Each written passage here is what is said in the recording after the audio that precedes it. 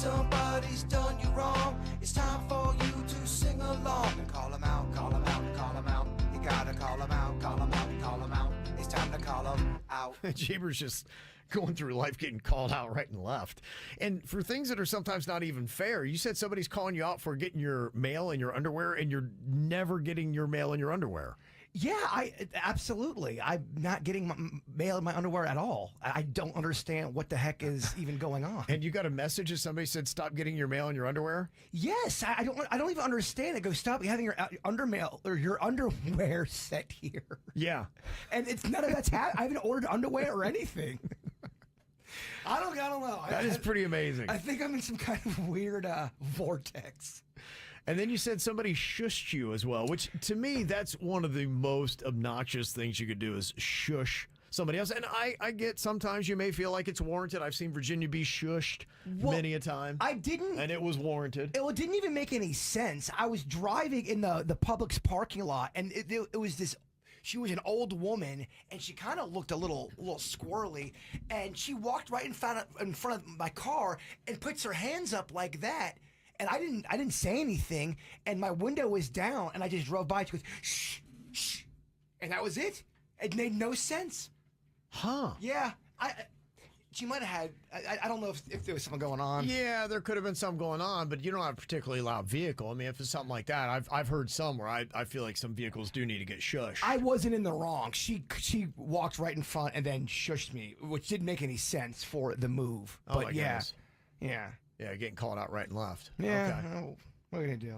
This person says, I want to call out the dude yesterday who dropped his phone into the deep end of the shark pool at Sandaway Discovery Center.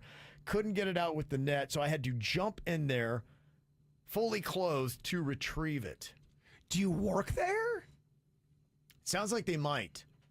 Yeah, they might have to have done that. That'd be my guess. And I saw something pretty crazy as well. Talking about jumping in. There is a guy that it looked like it was maybe off Biscayne Bay in Miami. He dropped his Crocs in the water, and there was a shark trying to get him. And he falls into the water to try to get his Crocs, and the shark almost gets him.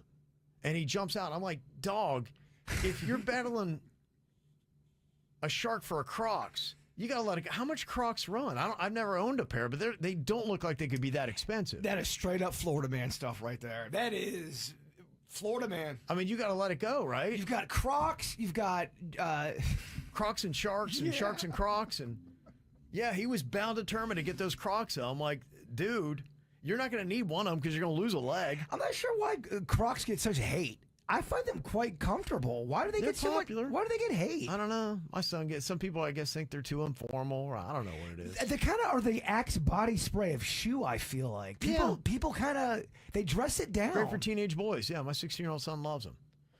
And this person said, I want to call out my neighbor's kids. They went out partying, came home at 3 o'clock in the morning. And from 3:30 to 4:30 in the morning, they were sitting in their car blaring their music as loud as they could, waking up the whole damn neighborhood, and the parents didn't say a damn thing. That's rough, man. So yeah, what do you do in that situation where you've got someone playing such loud music that late? Mm-hmm. Do you go out and confront them?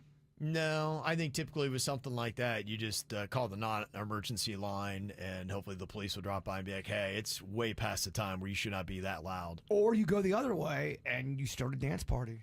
It's true. If you want to do it, if you don't want sleep, go for it, baby. One person said, I'm calling out my sister-in-law in the middle of the church service. She raised her hand to ask a question, and she said, yeah, can you pray for the dead? It didn't have anything to do with the sermon or anything that the pastor was talking about, so he was kind of confused. And he's like, did somebody get into the church's wine? We'll get to that maybe a little later, but thank you. That's nice.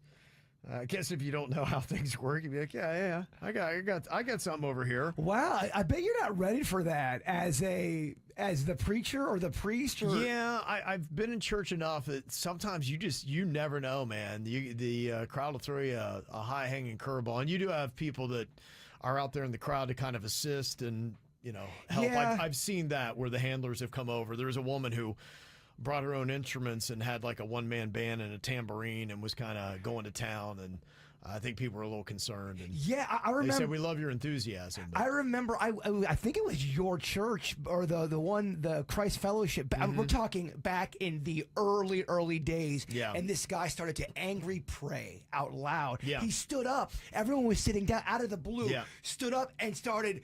It sounded like he was mad, but he was praying. You'll have that. It was Yeah. weird. Every now and then, I mean, they like, because look, the people in the crowd, man, they'll do callbacks and they'll be like, yeah, and they'll, that kind of stuff. They love that. But then every now and then you hear somebody that's screaming in the back. You don't know what's going on, but then all of a sudden they're shushed. Yeah, and it was a bit off topic too. Like the other. Yeah. You're always kind of looking around and be, oh, this is getting Yes. spicy. And Academy Award etiquette, not that we're ever going to be faced with this, but everybody knows the concept of they play off the stage music, right? Where this is time for you to shut up. This is annoying to me that Adrian Brody, they played him off twice. You mean to tell me you have to talk that long about your award? You've been up here before, dude, for the pianist. You know how this thing works. Yeah, at that point you're grandstanding, you're being rude, you have no consideration for anybody else's time. And I guess you're thinking, well, this is my night because I won the award, I put in the time, so I get to talk as long as I want. And I will say, I didn't watch the whole speech, so maybe there was something there. I don't know, but it's a bit long-winded. Here's a bit of it. I share this with my amazing partner, Georgina, who has not only reinvigorated my own self-worth, but my sense of value and my values, and her beautiful children, Dash and India. I know it's been a roller coaster, but thank you for accepting me into your life. Okay. And Popsy's coming home a winner. Cool. And Okay, that's the problem. It should have been, and Popsy's coming home a winner. Thank you very much. I That's your appreciate it. crescendo, Okay. that's it. Yes. And then, no, he's just like, he's baking into more. He's just settling in. and who else? And Judy Becker, the real Oslo Toth, who deserves to be up here as well. And I'm wrapping up. Please, I'm wrapping up. I will wrap up. Please turn the music off. I've done this before. Thank you. Done this before. It's not my first rodeo, but I will be brief. I will not be egregious, I promise. Okay. Wrap it up. They had to hit him again with the music. So. Wrap it up. he was not going to be brief. He was lying about that whole thing. And then the part you thought was odd, and I did notice this as well. When he won the pianist back in the day, he came up on stage and Halle Berry was presenting, and he just planted one on her, a big old smooch, kind of like, the old taking her back. And I remember that statue that I think is in San Diego was after World War II, where the sailor, he just grabbed a woman on the street and everybody was selling, and he dropped her back and gave her a big old smooch. And I remember they canceled that statue, or trying to, because they said, that's a hashtag Me Too. She didn't ask for that. You can't just walk up somebody and kiss them like that. I think the guy was dead.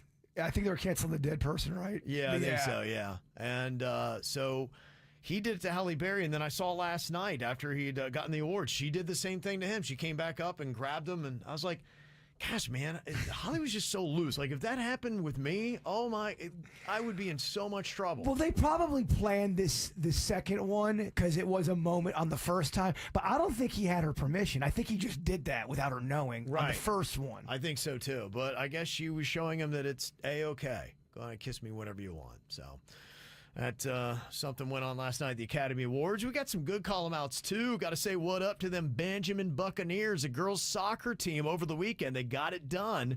They are state champs. They went out and won the state Division 2A championship, 1-0, beating the Episcopal School of Jacksonville on Saturday. Craig sent that in. So Tiger Woods' daughter, Sam, congratulations, and everybody else there on the Bucks. Also, a positive call out to Little Smiles for throwing an amazing event yesterday, the Bubbles, Bellinis, and Brunch. A great time. Yeah, they did that down there on Throw Social in Delray, just off of Atlantic. That's fun. Yeah, WPBF TV 25. Felicia Rodriguez was involved with that, so we thank her for supporting our charity and doing such a really cool thing. This is how we do. It's the KBJ Show.